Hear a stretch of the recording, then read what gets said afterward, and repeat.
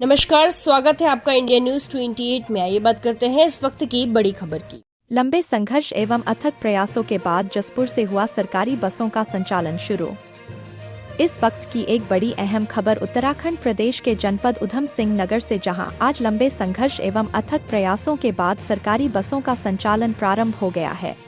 दरअसल आपको बताते चले कि यह राहत भरी खबर जनपद की जसपुर विधानसभा से है, जहां विधानसभा क्षेत्र के अंतर्गत जसपुर नगर से भी सरकारी बसों का संचालन प्रारंभ हो गया है, जिसमें उत्तराखंड आपदा प्रबंधन सलाहकार समिति के उपाध्यक्ष एवं कैबिनेट मंत्री विनय कुमार रुहेला, काशीपुर भाजपा जिला अध्यक्ष मनोज पाल, भाजपा नगर मंडल अध्यक्ष राजकुमार चौहान, भाजपा नेता राजकुमार गुंबर सहित पार्टी के कार्यकर्ताओं एवं स्थानीय जनता संघ नगर के वार्ड नंबर 15 मोहल्ला गांगूवाला में जसपुर काशीपुर रोड पर स्थित पीएसबी इंटर कॉलेज के पीछे खसरा नंबर 281 में स्वयं के द्वारा कराए गए प्रस्तावित रोडवेज बस अड्डा भूमि पर पहुंचे और एक छोटी सभा आयोजित की, जिसमें मंत्री विनय रुहेला पार्टी कार्यकर्ताओं एवं स्थानीय जनता ने पुष्पमाला पहनाकर गर्मजोशी के साथ स्वागत किया और उनके द्वारा लंबे संघर्ष एवं अथक प्रयासों से जसपुर विधानसभा वासियों को दी गई रोडवेज बस अड्डा की सौगात के लिए प्रदेश के मुखिया माननीय मुख्यमंत्री पुष्कर सिंह धामी और आपदा मंत्री विनय कुमार रुहेला का दिल की गहराइयों से आभार जताया।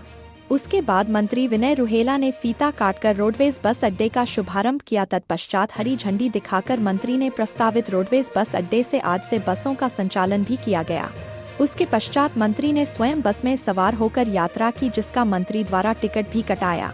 इस दौरान जसपुर उप जिलाधिकारी राहुल शाह, जसपुर तहसीलदार दिलीप सिंह नेगी मौजूद थे। वहीं इस संबंध में मंत्री विनय रुहेला ने मीडिया से रूबरू होकर सीधे जसपुर से 3 बार विधायक रहे एवं वरिष्ठ भाजपा नेता डॉक्टर शैलेंद्र मोहन सिंगल पर हमलावर होते हुए कड़े शब्दों में दो टूक कहा कि यह प्रक्रिया उनके द्वारा सन 2011 में शुरू की गई थी, जिसमें उस समय रोडवेज बस अड्डा स्वागत मंडप के पीछे स्वीकृत होकर चलने लगा था। यहाँ के पूर्व विधायक ने उन पर आरोप लगाकर बस अड्डा रुकवा दिया था। तब से अब तक पूर्व विधायक रोडवेज बस अड्डा नहीं बनवा पाए।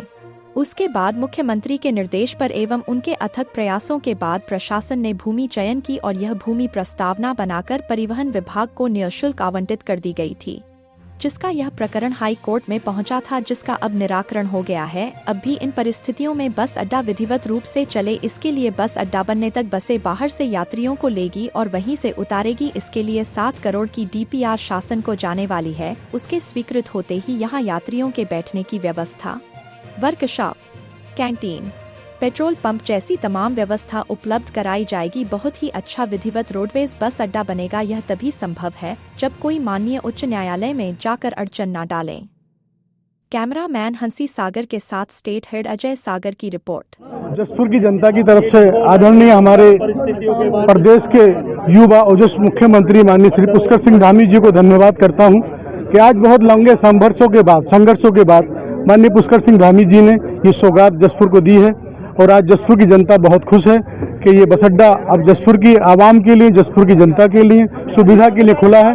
और मैं अपने माननीय विनय रुहेला जी जो हमारे यहाँ पर इन्होंने बहुत लंबा संघर्ष भी किया, इसके लिए मैं उनको भी धन्यवाद देता हूँ। और हमारे मीडिया के बंधु जो समय समय पर मीडिया के लोगों ने मांगे उठाई हैं, मैं उनको भी धन्यवाद करता हूँ कि जसपुर की ज़रूरत थी और जसपुर की आज ज़रूरत पूरी होने जा रही है। मैं इसके लिए अपने सम्मानित भाजपा के पदाधिकारियों का भी सम्मान करता हूँ और सभी का प्रयासों से और माननीय विनय रुहेला जी के, माननीय मुख्यमंत्री जी के आदेशों पर ये आज कार्य पूर्ण हुआ है। इसके लिए मैं बहुत सभी को धन्यवाद करता हूँ, बधाई देता हूँ। कुछ राजनीतिक अड़गंगे लगाए गए और चलते रहे और यहाँ पर लंबे समय से जनता मांग करती रही, लेकिन आज मैं बहुत आभारी हूँ माननीय पुष्कर सिंह धामी जी का कि उन्होंने ये सौगात आज जसपुर को दी है और मैं उनका धन्यवाद करता हूँ। और जसपुर की आवाम के लिए बहुत खुशी की बात है आज कि आज ये कार्य पूर्ण हुआ है। बहुत बहुत धन्यवाद।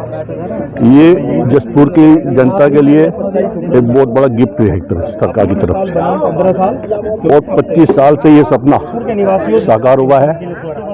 इसका श्रेय मैं माननीय आपदा मंत्री श्री रुहेला जी को दूंगा। उनके अथक प्रयास से आज जनता का जो स्वप्न साकार हुआ है रोडवेज बस अड्डे का। इससे पहले कई बार इसमें कुछ परेशानियां, खामियां भी पैदा हुई। कई जगह रोडवेज अड्डे का सैंक्शन हुआ और उसमें कुछ विरोधियों ने अपनी राजनीति चमकाने के लिए जगह दर जगह बदलते चले आए, लेकिन आज हम सबके लिए एक गौरव का विषय है, जसपुर के लिए नहीं क्षेत्र के लिए गर्व का विषय है कि रोडवेज बस अड्डा आज हमारा तैयार हुआ है और बसों का आवागमन शुरू हो गया। सबसे बड़ी बात तो यही है, जनता परेशान थी कि रोडवेज बस अड्डा नहीं है, कहाँ जाएं कैसे करें। आज यहाँ से सब जगह के लिए रास्ता बन गया है, दिल्ली जाएं, लखनऊ जाएं, कहीं भी जाएं, तो ये हमारे लिए सबका एक हर्ष का और सौभाग्य का विषय है।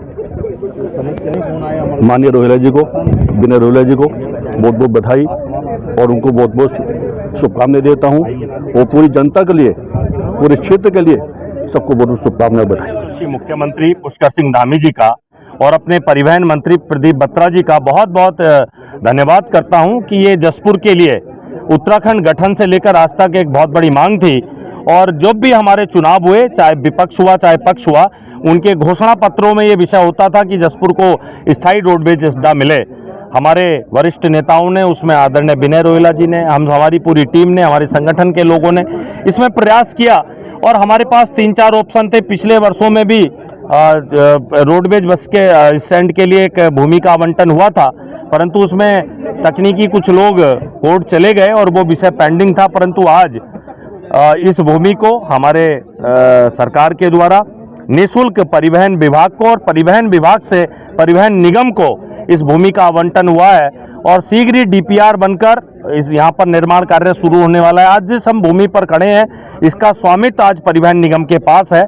मैं अपनी पूरी टीम को, यहाँ की और प्रशासनिक टीम को भी, जिन्होंने इसके लिए तत्परता दिखाई है और जो एक बहुत पुरानी मांग थी यहाँ के लोगों की, जसपुर के वासियों की, वो आज एक सौगात के रूप में जसपुर बस स्टैंड शुरू हो रहा है। मैं हृदय से माननीय मुख्यमंत्री जी का, परिवहन मंत्री जी का बहुत बहुत धन्यवाद करना चाहता हूँ। सोमवार 2011 से शुरू हुई थी।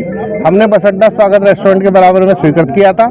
जब बस अड्डा चल रहा था तो डॉक्टर सिंघल, यहाँ के जो पूर्व विधायक हैं, उन्होंने एक प्रेस कॉन्फ्रेंस करके हम पे आरोप लगाया था कि रोहिला जी गलत कर रहे हैं। 2011 से लेकर 2026 होने जा रही है, मित्रों, आज तक के बस अड्डा नहीं बना पाए। अब उसके बाद माननीय मुख्यमंत्री जी के निर्देशों पे तत्काल ये कहा गया कि जगह का चयन किया जाए। जगह के चयन में ये जगह प्रशासन ने चयन करके दी, जिस पर बस अड्डे के लिए प्रस्तावना बनकर बिना शुल्क ये भूमि परिवहन विभाग को प्रदान की गई है। इसी दिशा में ये प्रकरण हाईकोर्ट में पहुंचा था, जिसका निराकरण हो गया है। अब भी इन परिस्थितियों में कि बस अड्डा विधिवत रूप से चले, आज यहाँ पर जब तक बस अड्डा बने तब तक के लिए बसें यहाँ बाहर आकर रुकेंगी, वहाँ से यात्रियों को लेंगी, वहीं यात्रियों को उतारेंगी और यहाँ पर 7 करोड़ की डीपीआर बनाने की प्रक्रिया चालू हो गई है। वो डीपीआर शासन में जाने वाली है। जैसे ही स्वीकृत होगा, अंदर की व्यवस्थाओं में यहाँ पर एक वर्कशॉप, एक एडमिनिस्ट्रेशन ब्लॉक, एक पेट्रोल पंप और यात्रियों को बैठने की व्यवस्था, साथ ही जो है दुकानें और कैंटीन वगैरह सब स्थापित होंगी। बड़ा अच्छा विधिवत बस अड्डा बनेगा। तदपि यदि कोई इसमें माननीय उच्च न्यायालय में जाकर कोई बाधा न डाले, बाधा आएगी उसके बाद देखेंगे, लेकिन यहाँ बाधा डालने का बड़ा शौक है, तो इसलिए मैं बाधा की आशंका पहले व्यक्त कर रहा हूँ। सबको पता है, इसमें टीवी मीडिया के ऊपर ऐसा सार्वजनिक नाम लेने की चिंता नहीं है। बाधा डालने वाले अपने आदमी से किसी से बाधा डलवाने का काम करते ही रहे हैं, इसलिए मैं चाहता हूँ कि वो ना बाधा डाले।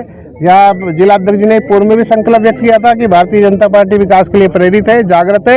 यदि किसी ने बाधा डाली तो उसके विरुद्ध कार्रवाई करेंगे और आज भी ये संकल्प है कि जसपुर के अंतर्गत माननीय पुष्कर धामी जी के नेतृत्व में विकास की यात्रा आगे बढ़ रही है, उसमें कोई बाधा न डाले।